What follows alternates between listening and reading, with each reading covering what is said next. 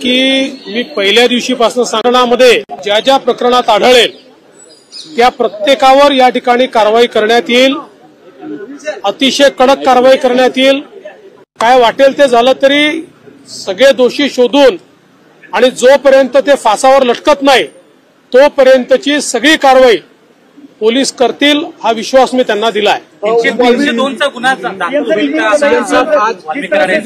कोणचा गुन्हा दाखल होईल, कसा होईल हे सगळं पोलीस सांगतील। हे पोलिसांचं काम आहे। जे पुरावे आहेत त्याच्या आधारावर कोणाला सोडणार नाही हे मी स्पष्टपणे सांगितलेलं आहे। त्यामुळे या संदर्भात वेळोवेळी पोलीस निर्णय करतील, पोलीस ब्रीफिंग करतील। जाणीवपूर्वक ही केस सीआयडीला देण्यात आलेली आहे, त्यांना पूर्ण स्वायत्तता देण्यात आलेली आहे।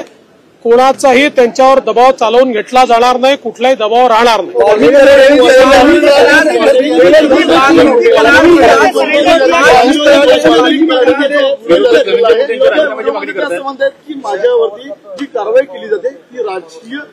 कोणी काही म्हणत असलं तरी पोलीस जो काही पुरावा आहे या पुराव्याच्या आधारावरच या ठिकाणी कारवाई करतील। त्यामुळे कोण व्हिडिओत काय म्हणताय, कोण काय म्हणत नाही हा विषयच नाही। विषय हा आहे जिथे पुरावा आहे त्याला सोडलं जाणार नाही।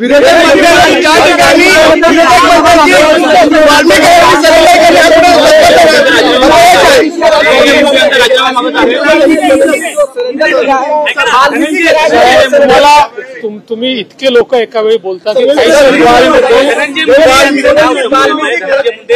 राजीनामा द्यावा अशा प्रकारची एक मागणी समोर येते। मला या प्रकरणातल्या राजकारणामध्ये जायचं नाही।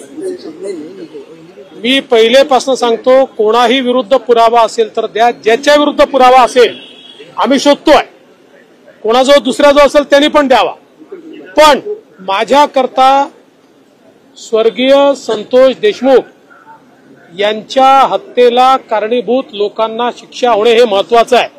काही लोकांना केवळ राजकारण महत्वाचं आहे, त्यांचं राजकारण त्यांना लखलाभ, त्यांच्या राजकारणाने मला वाटत नाही की काही फार त्याच्यात काही फायदा होईल।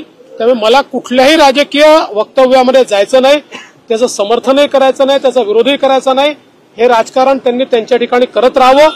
मात्र आमची भूमिका स्पष्ट आहे, स्वर्गीय संतोष देशमुख यांना न्याय मिळवून द्यायचा।